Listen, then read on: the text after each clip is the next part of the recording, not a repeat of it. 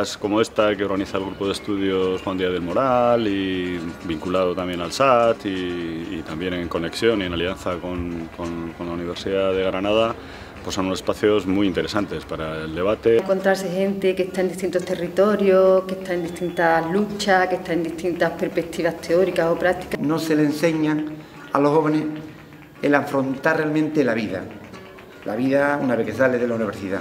La única forma del buen vivir es conseguir que los nuestros y las nuestras tengan acceso a la tierra, tengan acceso a sus recursos, tengan acceso a una cultura alimentaria y agroecológica sostenible. Conocen un poco de qué va la soberanía alimentaria y ven que es una apuesta radical y muy interesante para construir, ¿no?, ese otro mundo más justo por el que nos venimos peleando desde hace tiempo. En Andalucía, además, el tema de la tierra, el tema del campesinado, es algo más que historia.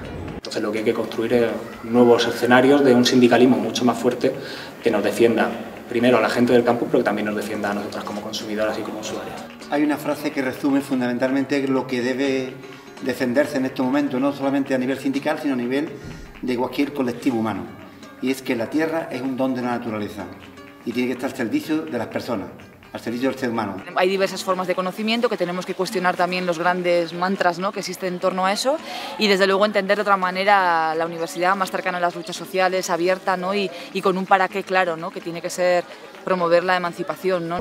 Ese vínculo se tiene que fortalecer y esta universidad la tenemos que cambiar. Y yo creo que jornadas como estas ayudan, ¿no?, a extender esa conciencia. En esta época del capitalismo financiero que marca la pauta de tantas cosas, seguro que hay mucho que decir, que criticar y que proponer en torno, bueno, pues a ese reducto de soberanía que es la soberanía alimentaria, en torno a la cual nos va la ecología social, la supervivencia y la dignidad. El puente entre diferentes sujetos como eran los movimientos sociales agrarios, los grupos de investigación por la soberanía alimentaria, los movimientos sociales de consumidores de alimentación, los movimientos ecologistas, ya que de estos sujetos cada uno, digamos, que tiene una narrativa propia acerca de la cuestión ecologista o alimentaria o laboral en el campo, pero veíamos que era muy importante tejer esas narrativas comunes, ¿no?, crear por llamarlo así, un universo común de diálogo entre todos estos sujetos y entre estos actores.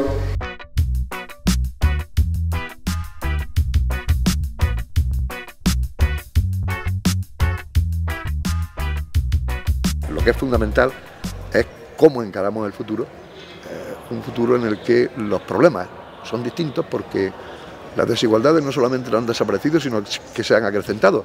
Pero respecto a los años 70, como diría Ulrich Beck en un estudio muy célebre, las desigualdades han pasado al piso de arriba.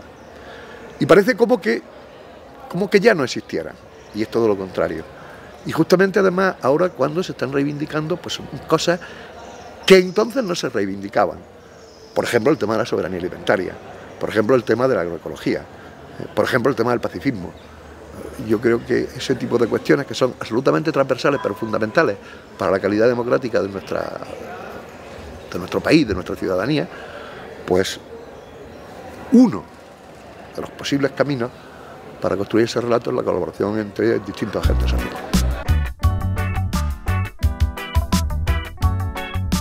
El mundo de la universidad mayormente está funcionando en lógicas muy ajenas a los agentes sociales, a los movimientos populares, a sus luchas, y precisamente está mucho más aliada y cercana pues a agentes mercantilistas o agentes institucionales. Otra manera de deseducarnos es coger términos que nacen de lo popular y demás, vaciarlo de contenido y vendértelo como suyo, al final, capitalismo verde. Seguimos incidiendo en la importancia que tiene otro tipo de educación que promueva un cambio cultural. Tú te vas a comprar un producto y aquí te lo están ofertando a un precio X y aquí te lo están ofertando a un precio X más 2 y dices no, me voy a este que es más barato. O sea, tenemos esa lógica también muy metida dentro, ¿no?, sin tomar en consideración que igual ese otro producto más caro efectivamente es porque es más respetuoso con el medio ambiente, con la producción local, con los derechos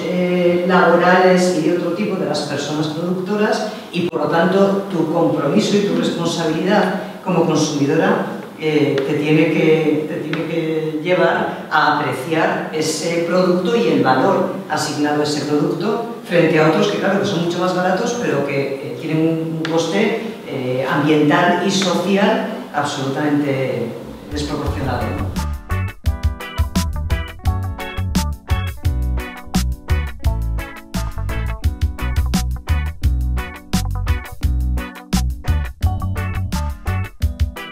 Que el producto se consuma lo más cerca de la mata posible. Esa es la filosofía. Y a partir de ahí, pues habrá veces que tengamos que relacionarnos con tiendas, habrá veces que nos relacionemos con grupos de consumo como tenemos, y habrá veces que tengamos tiendas fuera del pueblo a las que vamos y les llevamos los productos. Un poco esa es la idea. Y después relacionarnos también mucho con, intentar cada vez relacionarnos más con productores locales que vayan en la misma línea que nosotros. El campesinado entendemos que es un sujeto estratégico para la emancipación y que tiene aportes fundamentales para, digamos, desarrollar procesos de transformación social. Y las sociedades campesinas históricamente se han enfrentado al modelo capitalista desde lógicas cotidianas, desde lógicas de compartir, desde lógicas de entender los recursos de otra manera. Y por eso para nosotros es muy importante reconstruir, como digo, esta narrativa histórica en Andalucía y en el contexto internacional, ¿no? La mitad del planeta, todavía hoy, la mitad de los habitantes del planeta viven en el mundo rural y trabajan en la agricultura. Y son más de 3.000 millones de personas que están vinculados a ese mundo rural y eso y localizadas fundamentalmente en los llamados países del tercer mundo.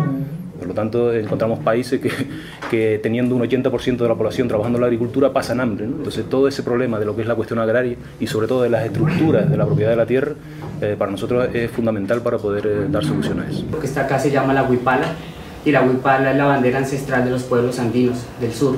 Los cuadros buscan generalmente ubicar una especie de equidad dentro de las sociedades ancestrales, y los colores pues tienen cada uno un significado y una forma de comprender e interpretar la vida dentro de los procesos de la tierra.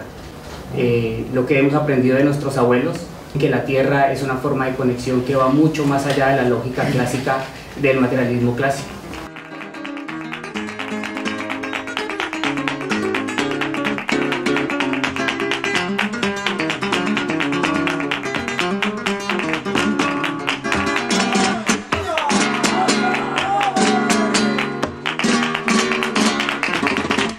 Partimos de una revisión crítica, ¿no?, de la actual cooperación, ¿no?, y hacemos una apuesta por una solidaridad internacionalista fuerte, ¿no?, que ponga en el centro de la agenda también pues, las agendas de emancipación y el fortalecimiento de los sujetos que están promoviendo esas agendas, ¿no? Hoy en el taller de la mañana hemos estado hablando de eso, ¿no?, desde cuestionarnos cuáles son esas agendas de cooperación, dejemos de hablar de desarrollo y empecemos a hablar de asimetrías globales, empecemos a hablar de agendas de emancipación, de propuestas como la soberanía alimentaria, como el feminismo, ¿no? Llamamos el nombre de crisis civilizatoria precisamente porque pensamos que la génesis de esta crisis, por supuesto que no es el estallido financiero de 2008, ni se basa en una serie de políticas, una serie de agentes, sino más bien responde incluso a una serie de principios civilizatorios de nuestra civilización moderna occidental que generan una serie de estructuras, de agentes, de políticas y de prácticas que nos han llevado a esta situación. Es un sistema, por definición, en crisis y por definición desigual, ¿no? Al final necesita de la desigualdad, de esa lucha de clases entre trabajo y capital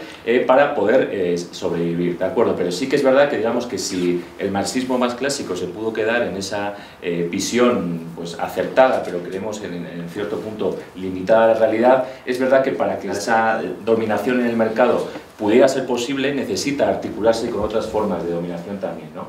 La primera sería precisamente el patriarcado.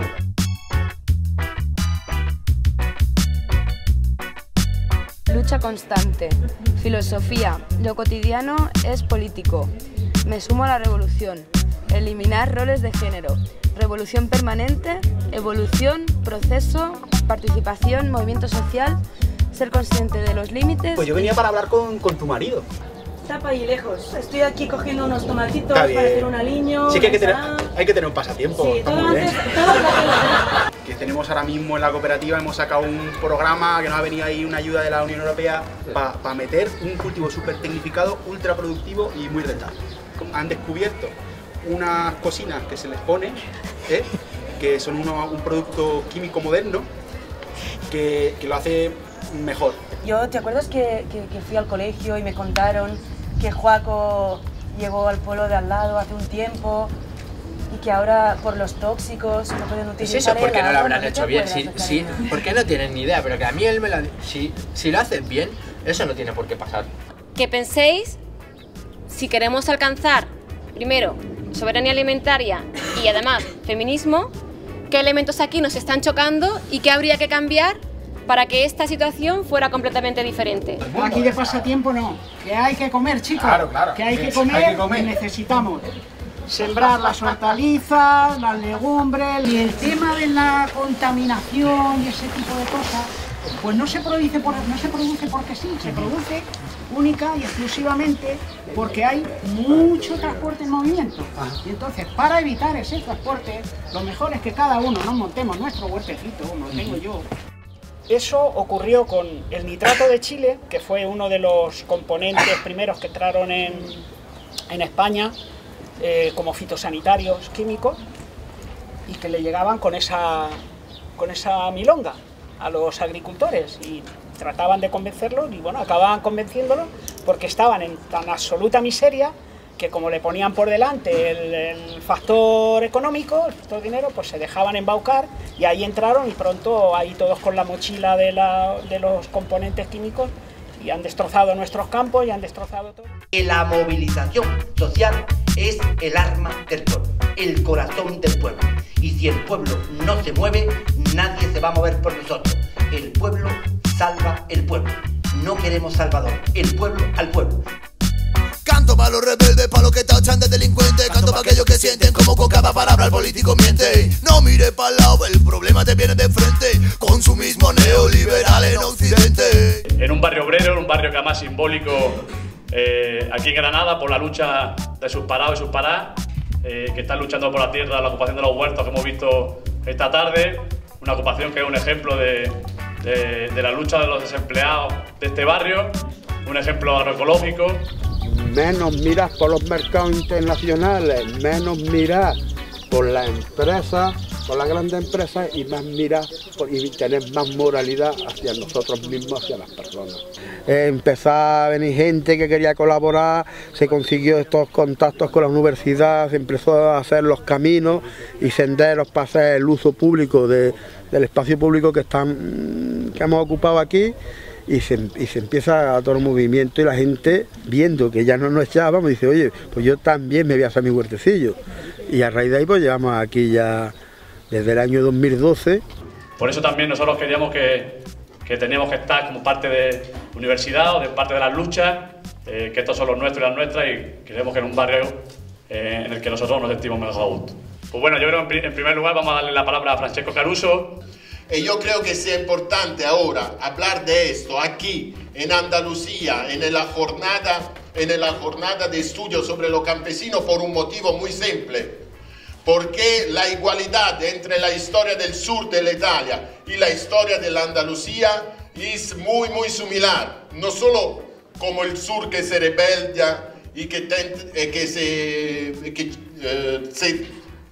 se prueba a construir una forma de resistencia y de alternativa, pero la experiencia de lucha que se construyó aquí en Andalucía después de la transición democrática, la lucha de los jornaleros, es para nosotros un ejemplo muy importante para intentar de construir una forma de resistencia en el sur que no sea simplemente la reproducción de modelo cultural otro, como es el modelo de organización tradicional de la izquierda marxista operaísta. 3 días lleva el ser humano en la Tierra, 3 días.